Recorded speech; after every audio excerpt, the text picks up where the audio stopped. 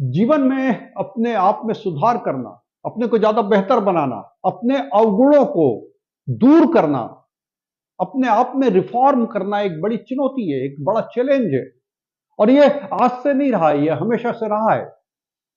सदियों से हम इस पर काम करते आए और कई संत महात्माओं ने इस बारे में कई उपाय भी बताए। और सबसे बड़ा उपाय जो आज भी हमारे बीच में कहने में आता है, करने में नहीं आता, वो है निंदक नीरे राखिए। जो संत कबीर ने कहा है कि एक क्रिटिक को, एक निंदक को अपने करीब रखना चाहिए, जो हमेशा ये देख सके कि आपके अंदर किस तरीके के अवगुण है, कौन सी अमानवीयता है, क्या घृणा है, क्या लालच है, क्या गुस्सा है, किस तरीके का क्रोध आप करते हैं, कौन सा एग्रेशन है। इन अवगुणों की वो पहचान कर सके। आपकी वाणी में संयम है कि नहीं, इसकी वो पहचान कर सके। और जब वो पहचान कर ले तो वो आपको बताए, आपके इतने करीब हो कि वो बारीकी से उन चीजों को देख सके। और इसके लिए आपको निंदक को पास में रखना चाहिए, ऐसा संत कबीर ने कहा। तो निंदक नीरे राखी और आंगन कुटी छबाए। और केवल उसे करीब रखिए ही मत, उसकी व्यवस्थाएं भी कीजिए। अपने घर में एक आंगन में कुटी बनाइए, एक झोपड़ी बनाइए, उसमें उसको रखिए। लेकिन आज से 400 साल पहले यह संभव था कि आप एक निंदक को अपने करीब रख सकते थे और वो आपकी बात मानता। क्योंकि आसान था व्यक्तियों का मिल जाना, और उसके लिए आपको किसी प्रकार का कोई खर्चा नहीं करना पड़ता था। हो सकता था कि वो एक कुटी, एक झोपड़ी को आपके आंगन में खुद अपने मेहनत से छबा के रख ले और उसमें रहने भी लगे, और उसके लिए उसे किसी प्रकार का कोई उपकार या उसके ऊपर किसी प्रकार का खर्च करने की जरूरत ना पड़े। लेकिन आज के जमाने में, आज के दौर में यह असंभव है।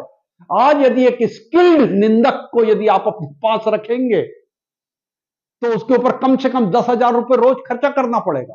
क्योंकि अनस्किल्ड वर्कर है, जो इस तरीके की दृष्टि ना रखता हो, यदि उसको रखेंगे तो वो गुलाम की तरह होगा और केवल देखेगा कि आप कर क्या रहे हैं, हाथ पैर किस तरीके से हिल रहे हैं। लेकिन आपके अंदर क्या हो रहा है, किस तरीके का परिवर्तन है, किस तरीके की गलतियां आपके अंदर है, आपकी मानसिक व्याधियां क्या है, यह साइको एनालिसिस करने वाला व्यक्ति आपको नहीं मिलेगा। और यदि इस तरीके का कौशल, ऐसा स्किल्ड व्यक्ति, यदि कोई दक्ष व्यक्ति आपको मिलेगा तो वो कम से कम 10,000 रुपए से कम में नहीं मिलेगा। और उसके लिए जब व्यवस्था करने जाओगे तो आंगन में कुटी नहीं मांगेगा, वो कहेगा कि जैसे आप रहते हो वैसे ही मैं भी रह लूंगा और आपके ऊपर 24 घंटे निगरानी रखूंगा, नजर रखूंगा। तो तब जाके अपना ऑब्जर्वेशन, अपने रिजल्ट आपको दे पाऊंगा और वो नतीजों के आधार पर आप अपने अंदर सुधार कर पाएंगे। तो ये साइको एनालिसिस जो है वो करने वाला निंदक यदि आज की तारीख में आप रखने जाओगे तो या तो आप राजा हो, और नहीं तो कंगाल होने के लिए, रंक होने के लिए, बर्बाद होने के लिए तैयार हो जाइए। क्योंकि इतना महंगा आदमी आप कैसे रखोगे। तो इसका सबसे सस्ता उपाय है, सरल उपाय है, जो मैं हमेशा कहता आया हूं कि आप निंदक रखने की बजाय, जो कि उपयोगी नहीं है, व्यवहारिक नहीं है, और इसलिए ये काम, ये सूत्र काम नहीं कर रहा है, आप स्वयं अपने निंदक बन जाइए। और स्वयं जब अपने निंदक बन जाते हैं तो आप में सुधार की गुंजाइश बहुत ज्यादा बढ़ जाती है। क्योंकि आप अपना सेल्फ एनालिसिस करने लगते हैं। और सेल्फ एनालिसिस करने की केवल एक और एकमात्र विधि है कि आप अपनी सेल्फ स्टडी करने लगे।